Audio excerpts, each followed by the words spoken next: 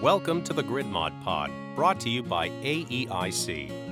In this podcast, you'll hear from the utility industry's top operations leaders on how their companies are working to modernize and improve our ever-evolving power grid.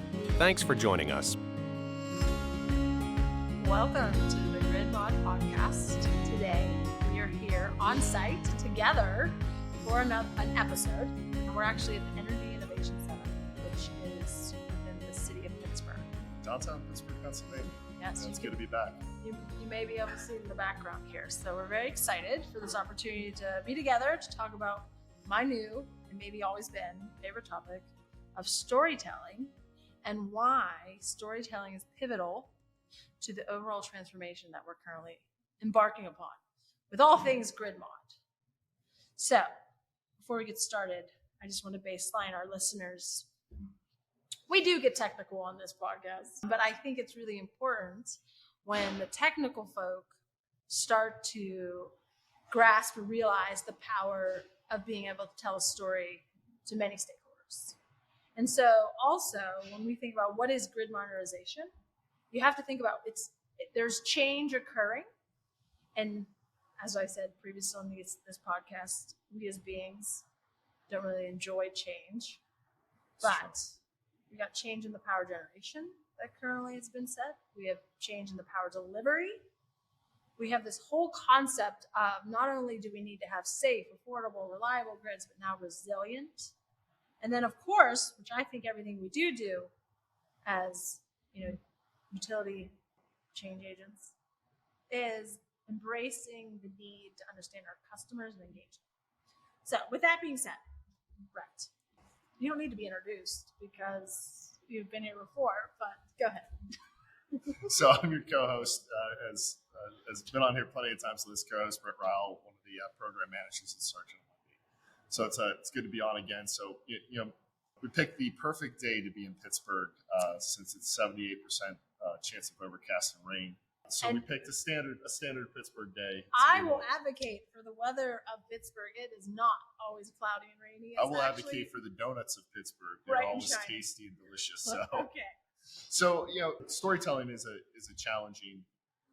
It's a very difficult and challenging subject, and it doesn't seem that way from the initial overlay. You're just telling a story. You tell stories all the time, but it can be very, very challenging. So my background was electrical engineering. Went back for an MBA in finance and statistics.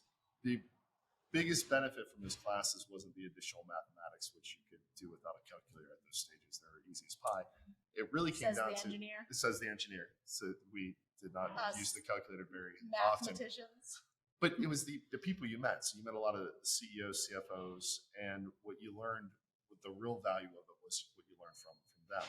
A lot of the stuff that they were speaking to you about was how to convey a message. And you thought at the time that couldn't be that important. Storytelling is very, very difficult. It is not necessarily easy for our human nature to do it for technical topics like grid modernization, edge of grid, battery energy storage systems and such. And you go back to like stories as you're a child. The Disney storybook. Before you jump into the stories of children, I think want to pull in when you talk about an MBA and you're working with all of this. I mean, you're really learning how to engage with people. More than the subject you're talking about. Yeah. Right. I don't think that's often conveyed to those that are deciding, should I go the engineering route? Should I go more of my MBA when you're advancing your degrees? And I think they're two different paths, but they're both very important because if we're going to drive change with the technical matter, you have to understand how people work and how businesses are ran. So anyway. Yep. No, I think pulling us back to our children's stories. No, so you have these children's storybooks, and you talk about fantastical dragons. You talk about saving the princess or the prince or whatever that book is. You get attracted initially to this cover, this big angry dragon blowing fire. You have an initial buy into it. When you open up, and it is never some long-winded story baked into it. It's right off the bat this angry dragon that's been terrorizing this town, and the cover matched the initial story, and you're captivated by it. And I think that's really important when you're thinking about storytelling. And There's you've seen the deck of cards, how to tell a story deck of cards. I don't want to underplay those. And for somebody that's used to storytelling, they feel very juvenile. For somebody that hasn't done storytelling, I think they're a wonderful way to start getting the intellectual juices flowing. And when you're telling a story, you have to make sure you have some emotional buy-in. A call to change, emotional buy-in has to happen. So you really have to break down who you're talking to and what emotional buy-in do they have. We talk about C-suites, which a lot of the audience members are in the director executive level.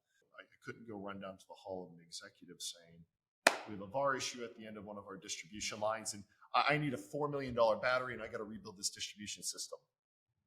That's not going to speak to them. If they're a CFO, if I came to them and said, I got to invest $4 million, there's a VAR issue, it's going to make our customers a lot happier. But the ROI on that, if we can solve this VAR issue, is 25% over the next 5 years. Okay, now you got their attention. You told the story. I was telling the story I wanted to tell, but I told it in a manner that they were listening to. Right. The same thing with an engineer. An engineer doesn't care if we're going to save 10%. The company's going to save 10%. Right, they're looking at, does it work? Is it feasible? Is it safe? How big of a pain in the butt is this going to be for me? Right. Does it change all of my metrics? Is this even interesting? Right. Like, so are you just triple loading on me because of something you want to do because it's going to meet your KPIs?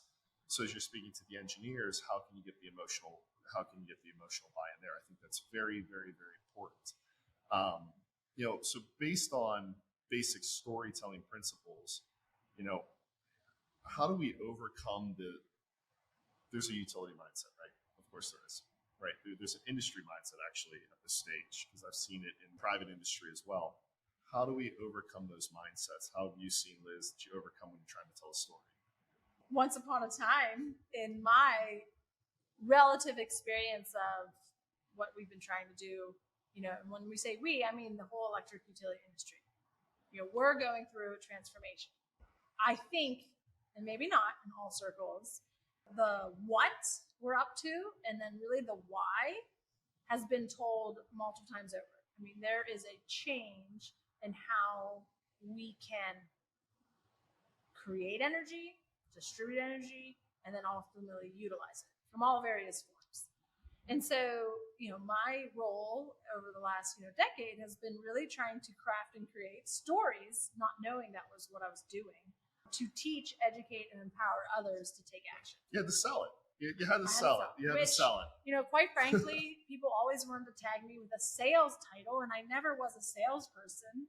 However, but you kind of were. In hindsight, I found my desire, my passion, my ability to connect dots and connect with the audience was able to drive good stories.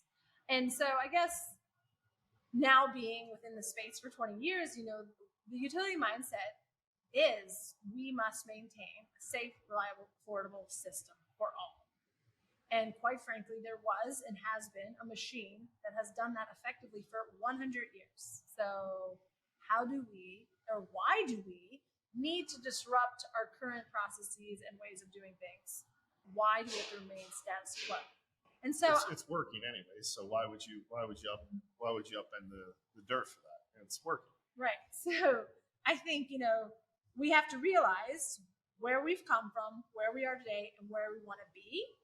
And we have to create a North Star or a roadmap, right? Which are all tangible visualizations that, as you said, as children, when we saw the storybook cover or the DVDs, who watches those anymore, cover, it had a story on it that we wanted to gravitate towards and then pursue and watch and absorb for all different reasons. Our perspective and if we liked it or not really came from our background, our previous experiences, and maybe what we were as beings connected with. So I think one thing that is happening and maybe should happen in our workforce development is, we're very siloed in, engineering, technology, right? Here's how you do 1 + 1 = 2. Here is your theory. Here's your theorem. And, you throw in a few electives of you should probably be a good writer. And by the way, you should probably take some history or language arts. And we don't do at least in my experience and what I've seen, especially raising all these children, how to connect the dots of the power of being creative and connecting with your fellow being and changing really the dynamic of how you share and teach. Some of those interdisciplinary skills that really right, which you spoke to. And so, like, being an engineer going into MBA is somewhat of a good career path, because I think it's changing your perspective, understanding that what you're doing technically needs to be communicated effectively to many audiences. So I think the key to changing or having a mindset shift within the utility space is talking about exactly what we're talking about, creating the individual contributors or the engineers or those that are the doers on the power of their work can start to connect the dots for those that make decisions at higher levels more effectively. And not to get frustrated in the idea that your work is not being seen or your work is not valued. It may be the lack of the ability to communicate and drive change, which is hard. And that really comes down to storytelling. So that's the topic that, I'm very excited to explore. So at the end of the day, when you are talking to like an engineer, the senior engineer a lot of times has to pass down to a junior engineer, a project manager has to pass down to a senior engineer. And some of these individuals have had standard operating procedures and rule books and guidebooks for the last decade, right? And they're used to operating in a single-minded process of A gets to B, B gets to C, etc. So when you're speaking to somebody like that, you have to make it exciting. In essence, this is an opportunity to learn something new. By the way, I'm not just shoveling this down onto you. I know quite a bit about the subject. You have to become an expert in that subject before you speak about it, before you tell that story. But hey, here's a really good opportunity for you to try something new or learn something new. And by the way, we have the whole company backing it, because I already talked to the directors, and this isn't a siloed track. And finding out what best speaks to that individual, whichever individual you're speaking to, you have to change your vocab. You have to change what emotionally impacts them a little bit, but finding the best way to speak to them that empowers them to get them excited behind it. Before we sat down to shoot this episode, you were mentioning you had a good interaction with lawyers, my favorite people to speak to. Right. I think that was an experience. It was probably 15 years ago. And one of those moments, and one thing big about myself is I'm continuously setting my intentions per day and then reflecting. But I remember being out to a dinner and I was asked, like, what is a bar? Which is that imaginary power. It's usually what we throw around. And when we get into the weeds, you lose your audience if you're a true engineer. There's a power triangle, you have to get into geometry or trigonometry. And I don't even think half of us understood it the first time it was explained to us anyways. It's an imaginary power, and you're sitting there going, okay, I'm working imaginary land. Create a story over time? Because the first, shot at it is talking about, beer, which I found, has the head of the beer and then also the heart of your consumption. As I trialed that story, I saw that I lost some audience members. But what I took away from that moment was like, I really wanted to get or become good at communicating these very technical subjects with those that can make and drive change. And so what I've learned over the last, 2 decades is the regulatory environment and the financial models that we all sit within require their understanding of the need for technical requirements to drive our ultimate decisions of what we do. You would think one evening wasn't something profound, but what I took away from it was something I wanted to craft as a part of like who I am, so I can help move forward, the agenda of really ensuring that we have safe, affordable, reliable power for all, and that comes in many forms. So I guess I just, tying it back to grid mod, when we think about, and I mentioned many stories that we can spin is really, right, there's this idea of tapping into legacy equipment versus what is innovative and new, right? There's a camp that, is hardcore staked in the legacy, it works, why change? And then there's the camp that's fully embracing, well, it's new innovation, new technology, we must do. I think like a key gap is how do we create the language and the story to show that there's a win-win-win scenario between founding in the legacy know-how and creating opportunity through an innovative drive. And so that can come in many forms. But until you're in enough rooms and you lose enough audiences, or you don't gain the wins that you think you effectively were, working towards, it takes work, I guess, right? So I think what's powerful maybe for this platform is to teach and just say what it is so that people have those moments like, oh, I should become a better storyteller, or I need to tie what I want to what you said, the CFO and the financial models, and then like the general counsel and the regulatory models to be able to drive what the desire is. Yeah, so you start off with, some of the topics we've hit. You have to start off by completely understanding your subject. It doesn't matter whether you're talking to a lineman that's worried that somehow this is going to replace his job, or it's going to, more importantly, what we always tend to do, we put new ideas out there and then they have to babysit them for decades. More work. Decades later, of may like, not be the best. Great idea on paper, right? So whether you're talking to a lineman, you're talking to a CEO, CFO, C-suite, whether you're talking to your engineers, your IT department, whether you're talking to the regulatory community, you have to find out at first. First of all, you have to understand your project completely through all those realms, 100% through all those realms, or 95% through all those realms. Truly understand your project in and out. One that's going to stop you from starting a project that may already have enough roadblocks that you're never going to get it done. So you have to understand the scope of what you're doing, scheduling what you're doing, what your budget is, how it impacts your clients, your customers. That's number one. Completely universally understanding your project. I'd say number one would actually believe in your idea. Oh, you have to have some. Yeah, you have to. With everything followed behind. There has to be a call to action, right? There has to be an emotional charge to it. You have to really do believe in it, and learning each one of those little branches, what speaks to them, and you have to be genuine. This has to be genuine, right? You can't, just because you have a KPI or I have a target goal to hit, I'm gonna ram this through the system. Some financial goal to hit. Yeah, we're gonna ram this through the system because I got to hit this KPI. You have to really genuinely approach it so that they believe in it too.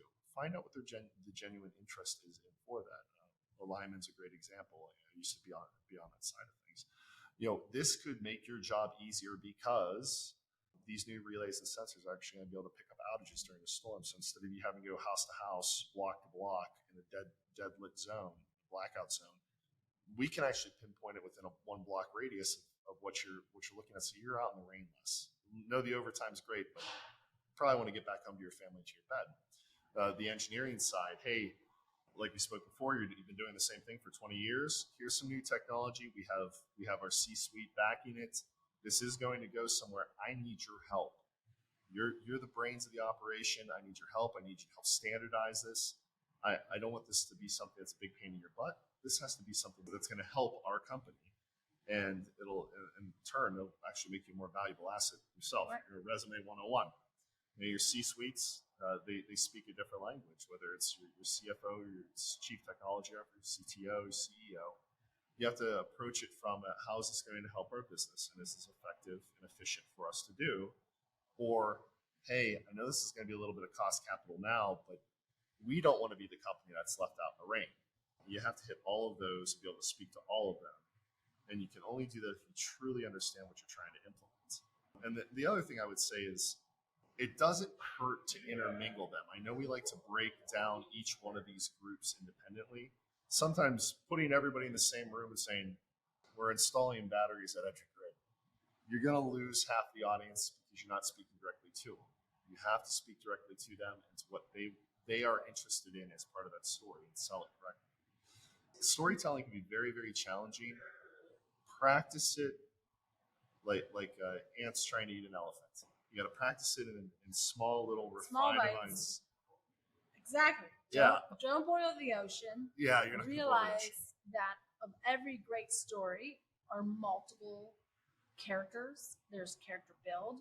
There's then connecting that character build to each other, and then there's events that occur that ultimately come to some epiphany, and then the story ends. So, I think the due diligence that really we're speaking to is if you are an individual contributor, such as a lineman or an engineer, or all the way to those that are making decisions, being able to have that synergistic thread of an overall story that connects both worlds is where you get the power, and really where you can drive value. And those that are working on all the individual projects or programs go, aha, and they feel it, and they desire to move it forward. And it's just not just some number or some talking points. It's a true solution that you're driving forward. And, ultimately, to learn anything, we must do. So we have to get outside of the talking and really start taking action on what we're asking others to really execute on.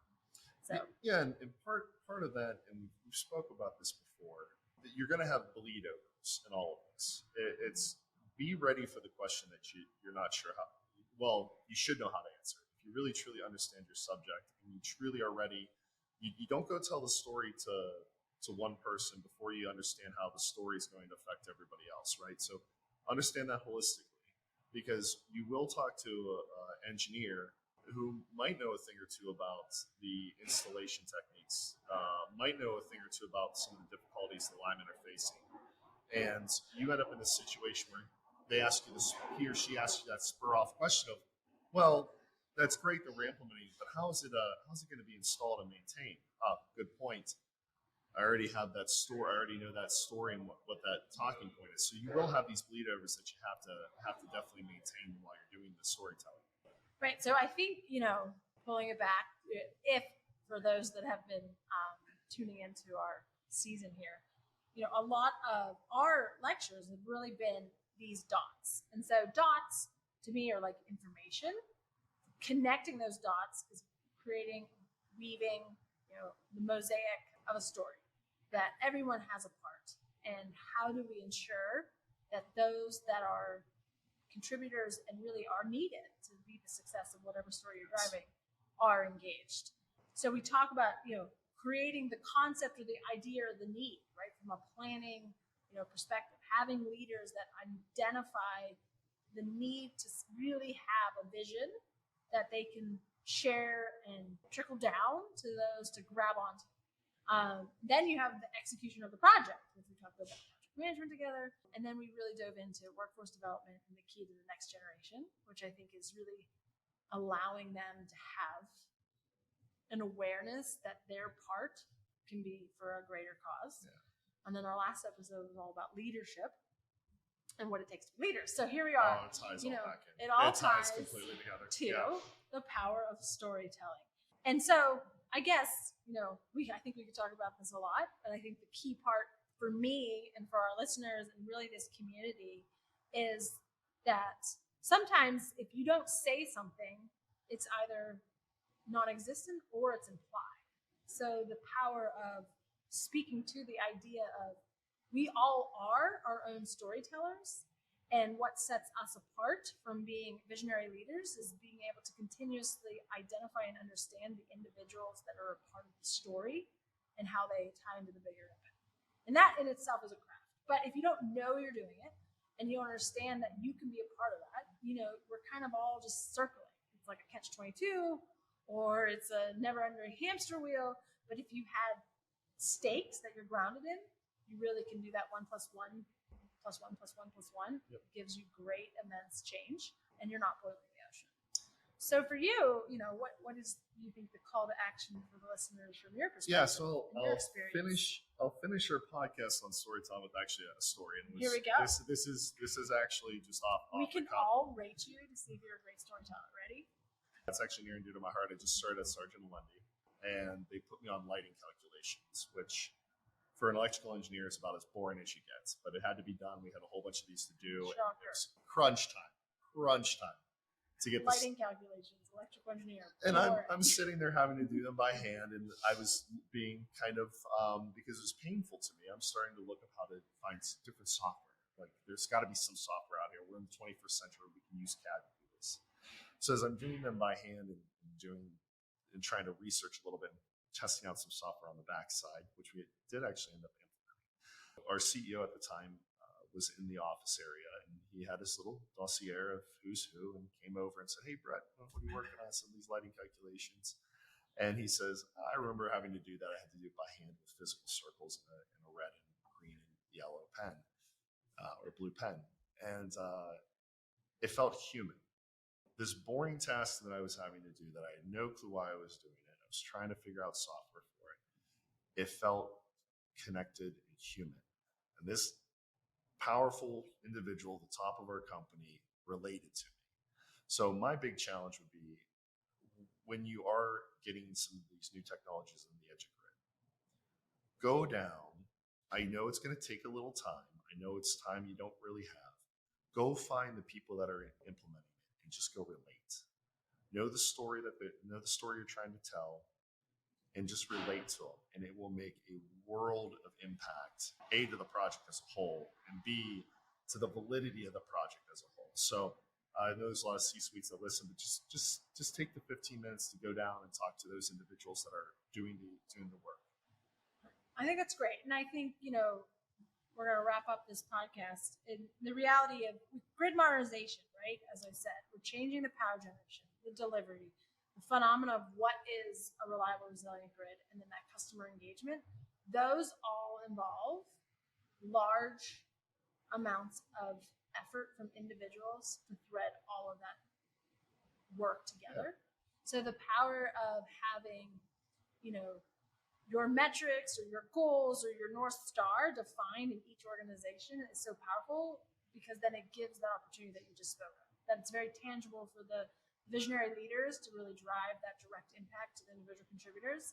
And it's not a 1-2 done. It is a continuous engagement and creating opportunity to share and drive, overall work. So with that, I think this was very insightful, and hopefully to our listeners, something can be taken and realize the work that you do is incredible if it's driving a more effective, efficient, affordable, resilient, reliable, safe power grid in this transformational change that we're all embarking on. So thank you for joining us, Brett. Thanks for having me on. That's a wrap for this week's episode of the Grid Mod Pod. Thanks for tuning in. We hope today's conversation got you thinking about new and creative ways to improve our power grid. Be sure to subscribe to our YouTube channel to be the first to hear new episodes. This podcast is brought to you by AEIC, the place where operations leaders come together to share knowledge and provide guidance to the electric utility industry.